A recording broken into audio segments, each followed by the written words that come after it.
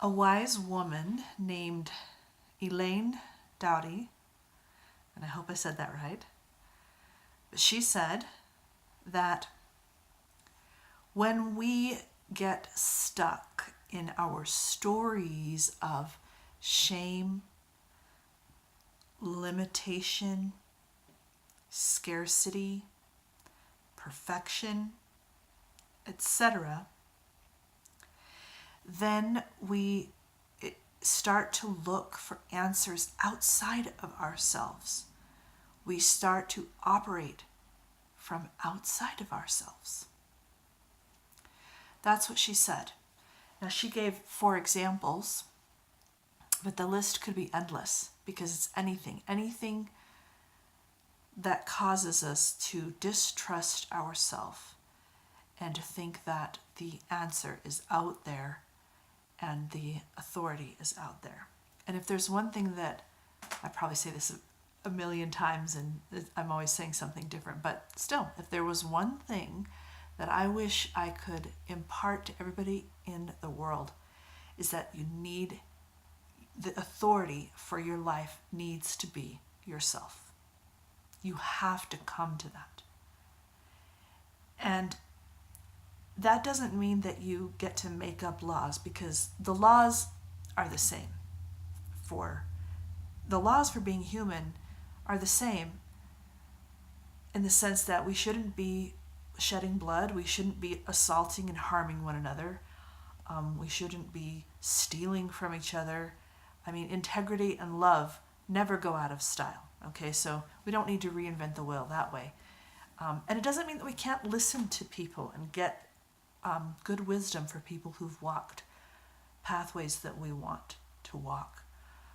But one of the issues with this world, and there's a lot of this trying to figure out what is going wrong. Why is everything going wrong? Well, it's going wrong because of this. It's going wrong because of this. It's going wrong because of this. And there's probably more than one answer. But one of those answers is it because people have located the authority for the decisions they make outside of themselves. And if you do that, you will be swayed. You will do what a religion tells you to do. You will do what a government tells you to do. You will do what your education told you to do. You will do what your parents tell you to do. And it can be very subtle, because most of us like to think of ourselves as grown-ups, but if you're trying to please people or approve people or do things because you're worried about what other people think, I mean, those are all issues of worrying about who's thinking what. You're not worried about what you're thinking. You're worried about if somebody else can live with you. What about if we lived in a way that we could live with ourselves? And again, it's a fine line between listening to someone, and I'm not even saying don't participate in government, don't participate in religion. I'm not saying that. I mean, it's up to you. I kind of wonder if those things are, I don't really see the value in all of those things necessarily myself, but it depends. It depends on how it's used. But I have learned what I call my yeses and my nos. I've learned what my yeses and nos are. I've learned what I will not participate in. And I say no. Even when I'm terrified, I say no. And I didn't used to be like that. Even the no's that I would feel in my gut, I could be swayed to do something else because I wanted to be nice, right? I wanted people to think I was nice. And I thought that being nice meant I needed to say yes, even if it was something that didn't feel good to me. I always tell the truth now. Actually, I don't know. There may be some things I still need to be tested with, but I'm a lot better than I used to be.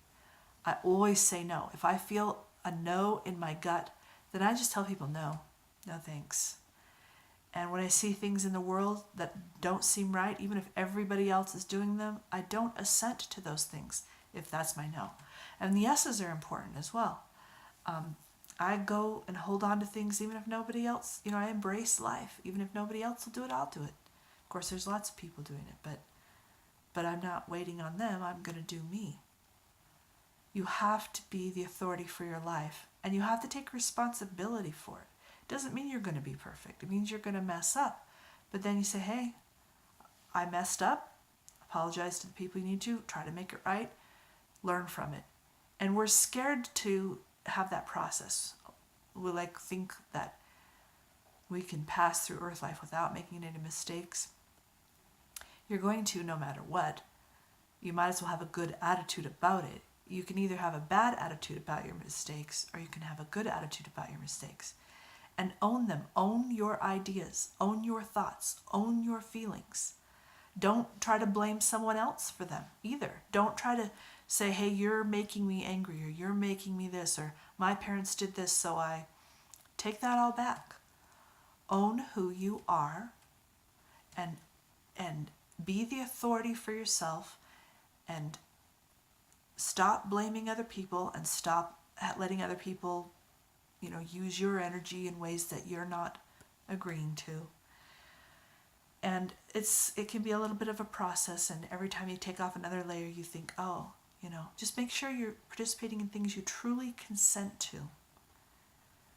And take that very seriously, very sacredly, and make decisions for your life, because you only get one, or maybe you get 5 million, but you only get this one time. We're only passing this way one time, and when we're done with this ride, you're going to want to be able to live with yourself. I mean, it's one thing, even working with, loving God, and I love God, but I feel like God has taught me, Jen, I don't even want you to do things for me. I want you to do them for yourself. Because if I, as God, cannot teach you to be your own agent, your own maker of choices, your own decision maker, then what have I done? I need to create you independent, that you know that you want to be good on your own self, not because of a reward or for approval or anything.